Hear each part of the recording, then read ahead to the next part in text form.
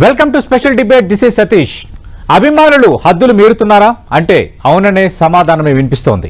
నిన్న సమంత, మొన్న నిధి అగర్వాల్ కు అభిమానుల దగ్గర నుంచి చేదు అనుభవాలు ఎదురయ్యాయి. కథానాయకులు కనిపిస్తే చాలు అభిమానులు హద్దులు మీరుతున్నారు. వారితో సెల్ఫీలు దిగేందుకు ఇష్టారీతిని వ్యవహరిస్తున్నారు. ఇటీవల వరుసగా జరుగుతున్న కొన్ని ఘటనలు సమాజంలో కొంతమంది ఎలా ప్రవర్తిస్తున్నారన్న అంశంపై తీవ్ర చర్చకు దారితీస్తున్నాయి. తాజాగా నటి సమంతకు హైదరాబాద్లో ఎదురైన అనుభవం మరోసారి చర్చనీయాంశమైంది. నిన్న జూబ్లీహిల్స్లో ఓ షోరూం ప్రారంభోత్సవానికి సమంత హాజరయ్యారు. ఆమెను ప్రత్యక్షంగా చూడాలన్న ఉత్సాహంతో అభిమానులు భారీ సంఖ్యలో అక్కడికి చేరుకున్నారు. కార్యక్రమం ముగిసిన అనంతరం సమంత బయటికి వెళ్లే సమయంలో ఒక్కసారిగా జనం చుట్టుముట్టారు. సెల్ఫీల కోసం ఎగబడుతూ తోపులాటకు దిగారు. కొందరు అత్యుత్సాహంతో ఆమె దగ్గరకు చేరుకున్నారు. ఈ క్రమంలోనే రద్దీని నియంత్రించడం కష్టంగా మారింది. వ్యక్తిగత భద్రతా సిబ్బంది తీవ్ర ప్రయత్నాల తర్వాత ఆమెను జనం నుంచి తప్పించి కారులో పంపించారు. ఈ గందరగోళ పరిస్థితుల్లోనూ సమంత సహనం కోల్పోకుండా చిరునవ్వుతోనే అక్కడి నుంచి వెళ్లడం అందరి దృష్టిని ఆకర్షించింది. ఇక ఇదే తరహా ఘటన వారం రోజుల క్రితం కూడా చోటు చేసుకుంది. కూకట్పల్లిలో లూలు మాల్లో జరిగిన ప్రభాస్ సినిమా ది రాజా సాబ్ పాట విడుదల కార్యక్రమంలో నటి నిధి అగర్వాల్కు ఇలాంటి చేదు అనుభవమే ఎదురైంది. సెలబ్రిటీల పట్ల అభిమానం ఉండొచ్చు, కానీ కనీస మర్యాద లేకుండా ప్రవర్తించడం సరికాదని పలువురు విమర్శిస్తున్నారు. దక్షిణాదిలో అభిమానం హద్దులు దాటుతోందని, కొందరు అనాగరికంగా ప్రవర్తిస్తున్నారని సోషల్ మీడియాలో కామెంట్స్ వెల్లువెత్తుతున్నాయి. ముఖ్యంగా నటీమణుల భద్రత విషయంలో నిర్వాహకులు మరింత బాధ్యతగా వ్యవహరించాలని నెట్జన్లు డిమాండ్ చేస్తున్నారు. ప్రస్తుతం ఈ వీడియో సోషల్ మీడియాలో వైరల్ అవుతుండగా నెట్జన్లు అభిమానుల తీరును తప్పుపడుతున్నారు. రైట్, దీనికి సంబంధించి మరిన్ని వివరాలు అందించడానికి మా సినిమా ప్రతినిధి వెంకట్ సిద్ధంగా ఉన్నారు. వెంకట్, ఈ మధ్యకాలంలో ఈ ధోరణి పెరిగిపోతుంది. వారం కిందట నిధి అగర్వాల్, నిన్న సమంత అభిమానులు చుట్టుముట్టడం అంటే ఎవరిది ఫెయిల్యూర్గా ఇక్కడ చూడాలి?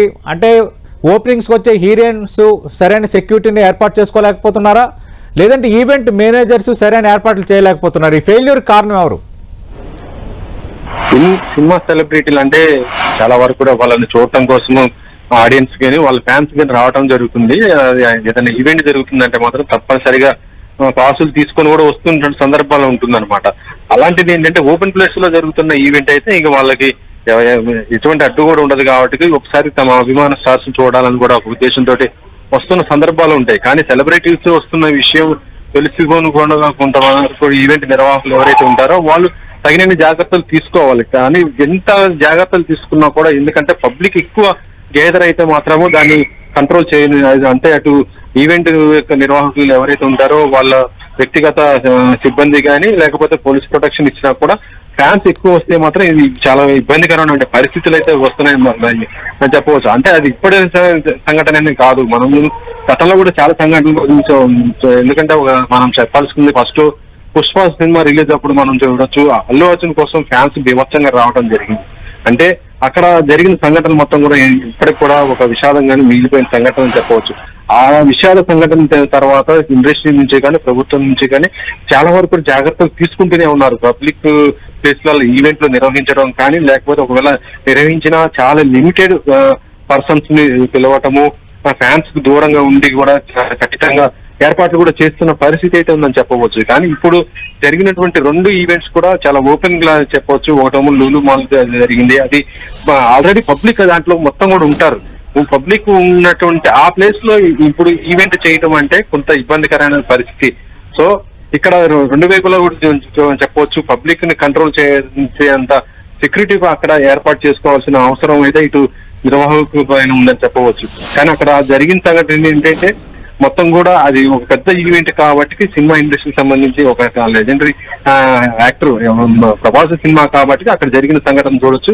హీరోయిన్ వెంట పట్టం మొత్తం కూడా ఆమెతో సెల్ఫీలు దిగాలనేసి మొత్తం కూడా జరిగిన పరిస్థితి అయితే ఉందని చెప్పవచ్చు. అది ఒక రకంగా చెప్పాలంటే అక్కడ నిర్వాహకుల చాలా వరకు వాళ్ళ తప్పు ఉందని కూడా చెప్పవచ్చు. దాంతో పాటు ఇటు ఫ్యాన్స్ కూడా కంట్రోల్లో ఉండరు, ఎందుకంటే ఒకేసారి ఎగబడేసి మళ్ళీ వాళ్ళు దొరకరు అనే. అంటే వెంకట, మరి దీనిపైన ఇండస్ట్రీ ఆలోచిస్తోందా? ఆ వారంలోనే 2 సంఘటనలు జరిగాయి, అడపాదడపా ఇన్సిడెంట్స్ జరుగుతూనే ఉన్నాయి. దీనికి పరిష్కారం ఏంటంటే ఏం చెప్తారు? అంటే ఇవి యాక్చువల్లీ చెప్పాలంటే ఈ 2 కూడా ప్రైవేట్ కార్యక్రమాలు అని చెప్పవచ్చు. నిన్న జరిగింది సమంతాది కూడా ఒక ఆమె వ్యక్తిగతంగా అంటే ప్రైవేట్ కార్యక్రమంకి వెళ్ళింది తప్ప అది సినిమా ఈవెంట్ కి సంబంధించింది కాదు కాబట్టి సినిమా ఇండస్ట్రీ దీనిపైన స్పందించడానికి అయితే ఎటువంటిది కూడా చేపట్టలేదు. కాకపోతే మొన్న జరిగింది మాకు ఈవెంట్ మాత్రం లూలు మాల్లో జరిగింది. అది సినిమా ఈవెంట్ కాకపోతే ఏంటంటే అది ఒక పబ్లిక్ ప్లేస్ లో జరగటం అంటే అలాంటిది మాత్రం ఆలోచించాల్సిన అవసరం అయితే ఉంది. ఎందుకంటే చాలా వరకు కూడా సినిమా ఈవెంట్స్ ఎక్కువ కూడా ఒక ప్రైవేట్ హాల్స్ వాటిల్లో కూడా ఎక్కువ నిర్వహిస్తుంటారు. ఎక్కడ కూడా సెక్యూరిటీ ఇబ్బందులు లేకుండా ఎటువంటి ప్రాబ్లమ్స్ రాకుండానే చేస్తూ ఉంటుంటారు.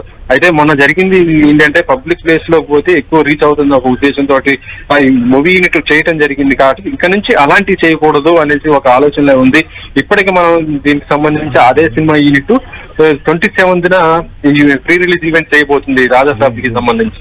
అయితే ఇప్పుడు దీనిపైన మాత్రం వాళ్ళు ఒక ఆలోచనలో కూడా పడ్డారు. ఎందుకంటే పబ్లిక్ ప్లేస్ లో అంటే ఇప్పుడు పోలీసు ట్రైలింగ్ గ్రౌండ్ కానీ లేకపోతే ఇటు జేఆర్సీ ఇలాంటి ప్లేస్ గతంలో అనుకున్నారు. కానీ ఇప్పుడు చూసిన ఈ సంఘటనతో వాళ్ళు మళ్ళీ కూడా తమ యొక్క ఆలోచన కూడా మార్చుకొని ఇలా కాదు మొత్తం చాలా పకడ్బందీగా చేయాలి. ఎందుకంటే ప్రభాస్ కూడా ఈవెంట్ కి వస్తాడు కాబట్టి దానికి దూరంగా ఉండాలి. అంటే ఫిలిం సిటీలో అయితే ఎటువంటి ప్రాబ్లం కూడా ఉండదు, సెక్యూరిటీ ప్రాబ్లం ఉండదు కాబట్టి అక్కడ చేయాలని ఒక ఆలోచనలో దాన్ని వాళ్ళు చేయటం జరిగింది. ఇక ఈ రకంగానే పెద్ద పెద్ద స్టార్స్ ఈవెంట్స్ అంటే ఈ రెండు ఇన్సిడెంట్ల ఇంపాక్ట్ ఇండస్ట్రీపై పడిందా? ఇక రాబోతున్న ఈవెంట్స్ కి సంబంధించి కొంత కేర్ఫుల్ గా ఉండాలని నిర్మాతలు హీరోలు అనుకుంటున్నారా?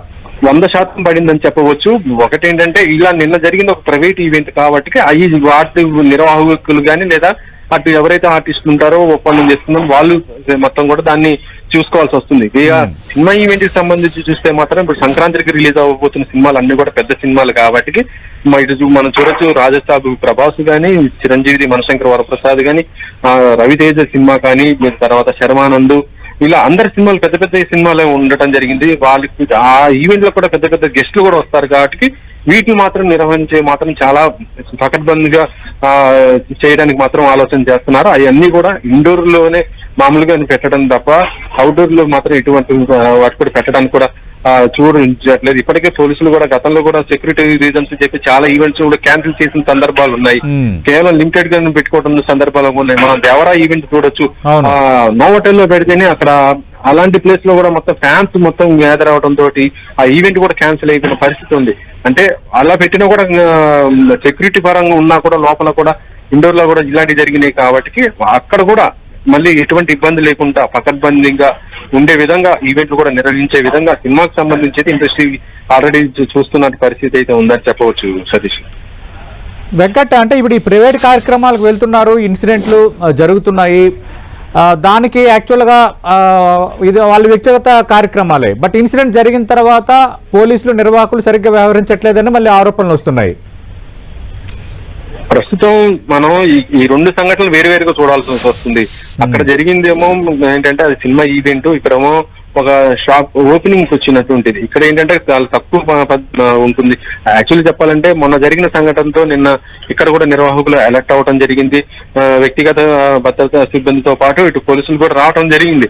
అయినా కూడా ఏంటంటే అది చిన్న ఈవెంట్ గానే వాళ్ళు భావించడం జరిగింది. కానీ అక్కడ ఉన్నటువంటి పరిస్థితులు, ఆ ప్లేస్ లో ఉన్నటువంటి పరిస్థితులు మొత్తం కూడా సమంతకి కొద్దిగా ఇబ్బందికరమైన పరిస్థితులు వచ్చేసి రావడం జరిగింది కాబట్టి నిన్న అది ఆమెకి ఇబ్బంది కలిగిందని చెప్పవచ్చు. ఇక లూలుమాల జరిగిన సంఘటన చూస్తే మాత్రము ఇక దీనిపైన మాత్రం ఎట్టి పరిస్థితుల్లో ఇండస్ట్రీ అయితే ఇప్పటికే చాలా ఈవెంట్స్ కూడా ఇండోర్ లోనే చేసుకోవడానికి అయితే ఏర్పాట్లు కూడా చేస్తున్నారు. అవన్నీ కూడా ఈవెంట్లు కూడా నిర్వహణ మొత్తం కూడా కేవలం ఎలా ఉంటుందంటే ఇప్పుడు మనం చూడొచ్చు ఏఎంబి లేకపోతే సినీమాక్స్ లేకపోతే ఐమాక్స్ ఇలాంటి స్క్రీన్స్ వల్ల ఈవెంట్లు కొన్ని చేసుకుంటే ఎవరైతే టికెట్స్ ఉంటాయో పాసెస్ వాళ్ళ వారికే ఆ లోపలికి అలౌడ్ ఉంటుంది, మిగతా వాళ్ళకి ఎవరు కూడా ఉండదు. కాబట్టి అలాంటివి మాత్రం సేఫ్ గా ఉంటాయనే ఆలోచనలో కూడా ఉండటం జరిగింది. ఈ రోజున సాయంత్రం కూడా ఒకటి విజయ్ దేవరకొండ కూడా గ్లిమ్స్ కూడా ఇదే ప్లాన్ తో వాళ్ళు సెక్యూరిటీ రీజన్స్ తోటి ఐమాక్స్ లో కూడా పెట్టుకోవడం జరిగింది. రైట్ వెంకట్, మనం చూస్తున్నాం గత వారం రోజులుగా జరిగిన రెండు సంఘటనలు, నిధి అగర్వాల్ అలాగే సమంత విషయంలో అభిమానం వెర్రితలలు వేస్తున్న నేపథ్యంలో కొంత సినీ ప్రముఖులు ఇప్పుడున్న ప్రొడక్షన్ హౌస్ కొంత జాగ్రత్త పడుతున్నాయి. ఇక నుంచి కొన్ని కార్యక్రమాలు కొంత ఊరికి దూరంగా లేదంటే ఐమాక్స్, సినీమాక్స్, ఏఎంబీల్లో బుక్ మై షోలో కొన్ని token of number of passes and టికెట్స్ని పెట్టి చేసుకోవడానికి డిసైడ్ అవుతున్నారు. ఎందుకంటే ఇది కంట్రోల్ చేయలేని పరిస్థితుల్లో అభిమానం ఇంత వెర్రితెలలు వేస్తున్న నేపథ్యంలో ఏం చేయాలో ఒక తెలియని వాతావరణం అయితే క్రియేట్ అవుతుంది. మనం చూసాం నిన్న జాతీయ మీడియా పత్రికల్లో కూడా చాలా స్పష్టంగా వచ్చింది. నిధి అగర్వాల్ 2-3 రోజులు పూర్తి స్థాయిలో అప్సెట్ అయిపోయారు, షాక్ గురయ్యారు ఆ ఇన్సిడెంట్తో అని.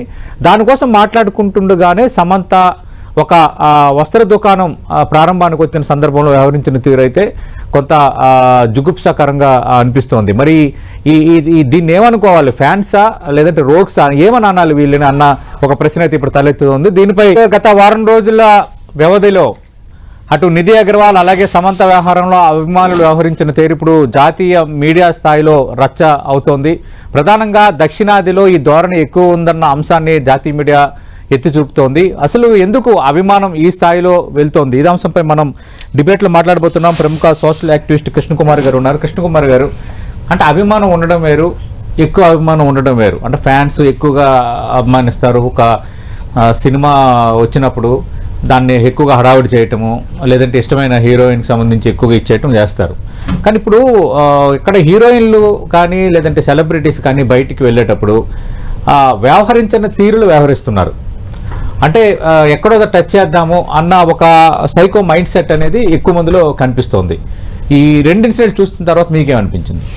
అభిమానం కాదండి, అది ఖచ్చితంగా అభిమానం కాదు. వాళ్ళకి ఏంటంటే ఒక మహిళ, నేను ముట్టుకోవచ్చు, నేను ముట్టుకోవాలి, అంతే, అంతకంటే వేరే ఏమి లేదు. అందుకని మనం దానికి అభిమానం అనే ఒక మంచి పదాన్ని వాడొద్దండి. అది దురభిమానం కూడా కాదు, ఒక రకమైన వెకిలి చేష్ట. ఈ వెకిలి చేష్టకి ఎవరు అంటే వీళ్ళెందుకు ఈ వెకిలి చేష్టలకు పాల్పడుతున్నారు అనేది మనం ఖచ్చితంగా మాట్లాడుకోవాలి. ఎందుకంటే ఇప్పుడు ఏ తల్లిదండ్రులైనా వాళ్ళ పిల్లల పట్ల నిష్కర్షగా ఉంటే సమాజం పట్ల కూడా నిష్కర్షగా ఉండగలుగుతారు. ఇప్పుడు సమాజంలో ఉన్న వాళ్ళందరికీ నిష్కర్షగా ఉండాలని చెప్పి వాళ్ళ పిల్లల దగ్గరికి వచ్చేసరికి మా అబ్బాయి ఏం చేసినా కరెక్ట్ అనుకునే మెంటాలిటీ మనకి చాలా ఎక్కువగా ఉంది. పైగా ఒక అబ్బాయి పైన ఏదన్నా ఇట్లాంటి కంప్లైంట్ వచ్చింది అనుకోండి, ఆ తల్లి ఏమంటదంటే ఇమ్మీడియట్ గా తల్లి గాని తండ్రి గాని ఇంట్లో ఉన్న ఆడవాళ్ళు ఎవరైనా సరే అమ్మాయి ఏం చేసిందో అంటారు. అవును, ఇది ఈ మెంటాలిటీ, ఈ మైండ్ సెట్ మారాలి. ఏంటంటే ఏదున్నా అమ్మాయిల మీద వేసి రుద్దేయడం, అమ్మాయిలే బాధ్యులు చేయటం. ఇప్పుడు ఇక్కడ నిజానికి వీళ్ళు బాధితులు, ఈ బాధితుల్ని బాధ్యులు చేస్తున్నారు. నేను మొన్న వేరే ఛానల్లో దీని గురించి మాట్లాడితే ఆ వీడియో కింద వచ్చిన కామెంట్స్, అమ్మా ఆ అమ్మాయి డ్రెస్ సరిగా వేసుకుని రాలేదు అందుకే ఇలా జరిగిందేమో, మీరు అది ఎందుకు మాట్లాడరు అని అన్నారు. మీరు డ్రెస్ ఎలా వేసుకున్నా సరే వాళ్ళని ముట్టుకునే హక్కు లేదు మీకు. మీకు హక్కు లేదు. ఆ డ్రెస్ వేసుకున్నారా వేసుకోలేదా, 6 అడుగులు చీర కట్టుకున్నారా లేకపోతే బికినీ వేసుకున్నారా, ఏం వేసుకున్నారా, అది సారీ అది మీకు సంబంధించిన మ్యాటర్ కాదు.